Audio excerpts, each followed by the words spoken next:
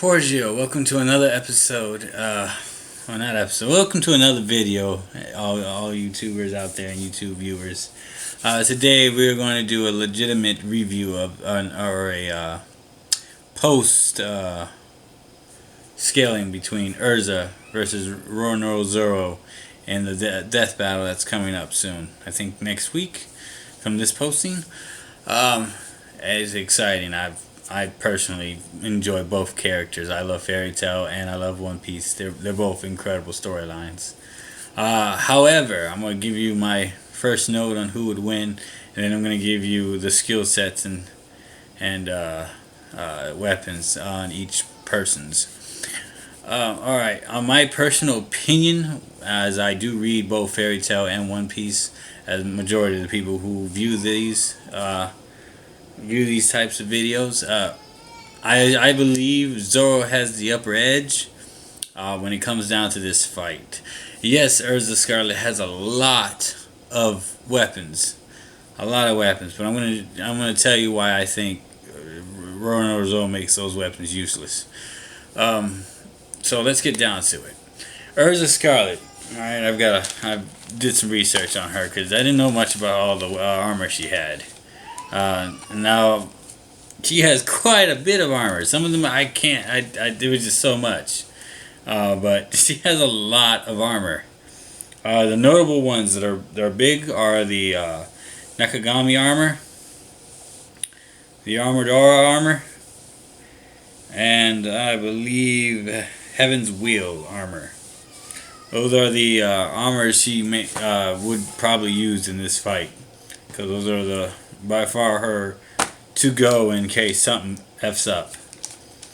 All right, on the Nakagami armor, it's an incredible armor. Her best by far. It gives her a pierceless sword that can cut anything, even space, and she's demonstrated that. However, there's a big drawback to this armor.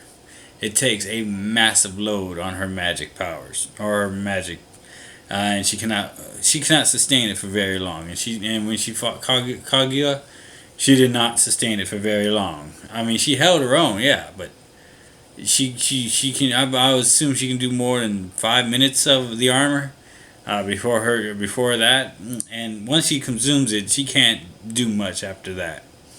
It's a last resort armor basically.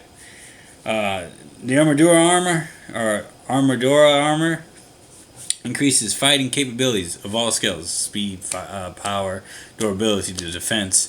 It was so powerful, in fact, when she attacked with it, it broke because of the attack. That's how powerful it was.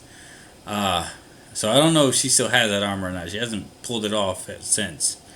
And the Heaven's Wheel armor is well known and is by far her to-go-to armor. Basically allows her to summon all of her weapons at once. And she can also fly with this armor as well. It's coated with heavy metal. Not steel, or it could be steel. But the main thing is she can wield all her weapons, like every last one of them. Or a lot. Well, the more weapons she uses on this armor, the more magic power that's drained from that armor. So like I said, all the armors that she uses takes up a finite of magic. We don't know how much, but we know by the Thunder Palace, she can get tired using Heaven's Will, and she does have a limit with Heaven's Will as well. Albeit a very big limit, but a limit nonetheless. Alrighty. Her armors include, I'm reading this off the top. There's no way I was going to remember all these words. The Nakagami armor, Armadura armor, Seduction armor, which is basically a distraction armor. It's useless in this scenario. Purgatory armor, which gives her a slight power and slight defense increase. Not a big defense, but slightly. The Wind God armor allows her to manipulate and defend herself from wind and attack with wind elements. So it's pretty nifty. But I'm going to tell you why the elements are pointless. The Clear Heart clothing does nothing, people. The Clear Heart clothing, the ones with the flame legs, they do nothing. They benefit her in no way. They are just basic clothing. They're there to prove that she does not need armor to fight. And it's lightweight, so I assume that's another reason why she holds it. She usually dual wields with that armor or with that clothing. So that's a beautiful thing about that. The wing blade armor allows her to fly with these things and has lots of blades in the back of her, and she can use those as well. Nothing significant about the blades. The adamantine armor is basically her best defensive armor. Under Nakamagami armor and Armoradora armor. Well, no, not Armoradora armor, because that broke with its own power. The rope of Yun is extreme flexibility. Think of elastic, man. You got it. The flight armor is a speed base. Now this is a big fact into this fight. This is what I would think gives it to Zoro, but I'm gonna tell you that when I do Zoro. But the flight armor gives her a great boost in speed, like incredible boost. Not light speed boost, nowhere near light speed boost, but it's noted that she's fast. I would imagine she can move at a cheetah pace or a little bit faster than that, but it has been outsped before. So take note on that, people. The Morning Star allows her to shoot energy balls out of her swords, and it's dual wield on this armor as well. And it does consume magic power from her because she's converting it into the swords.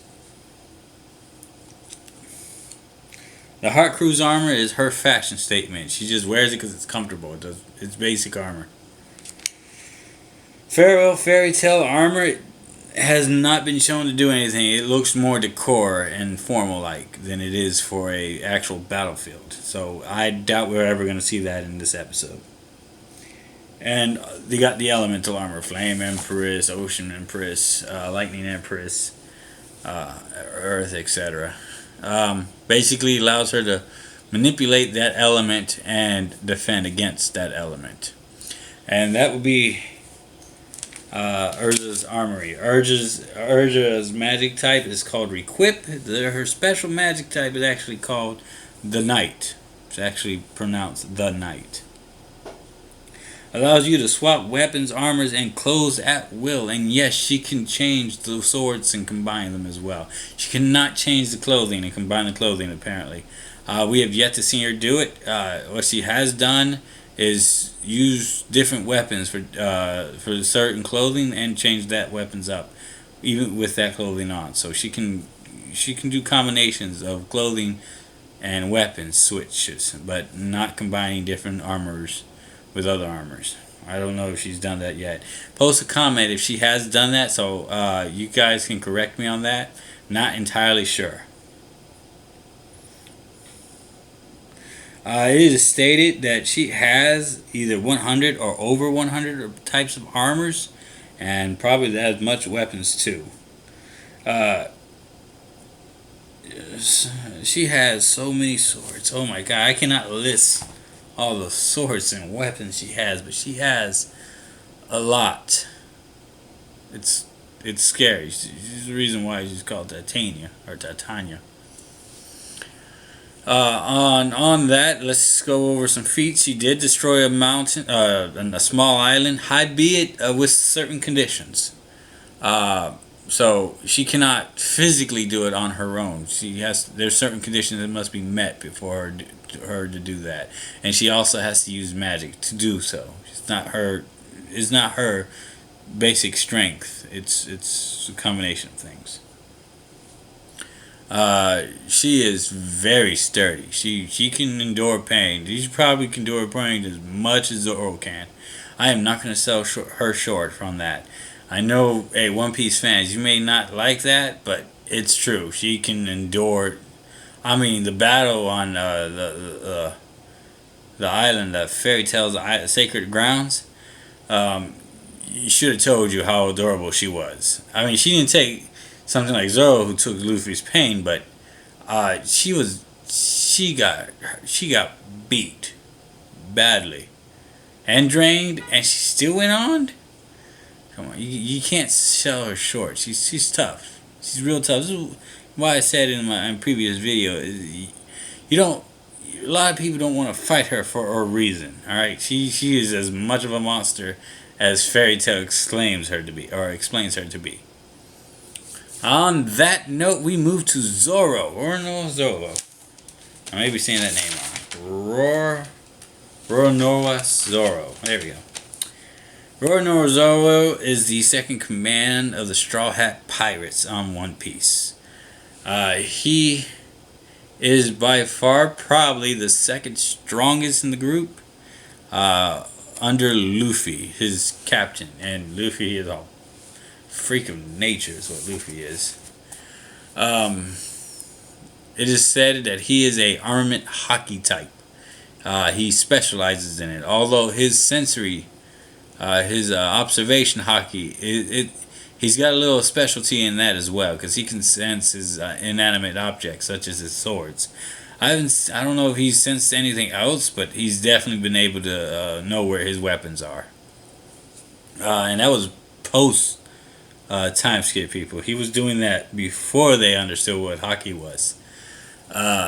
After he learned Haki, I'm pretty sure this evolved into a different degree of skills, because he was scouting Pika like it was easy. He was looking at me like, yeah, you're there, and he was slicing him. It was, oh man, the feats on this man. All right, let's talk about strength. He is by far superior to Titania, Erza Scholar from Fairy Tail. He is no doubtedly strong, no doubt stronger than Erza. He was thrown during the Doflamingo arc. Yeah, he was thrown in order to cut that huge city size Pika up, or I'm gonna call it like either a combination of island and mountain, because that thing was huge. But he cut it up. He cut it, and it wasn't even like barely cut. He cleanly cut that. And it looked like he could do even further cutting if it was even bigger. Excuse me, sorry.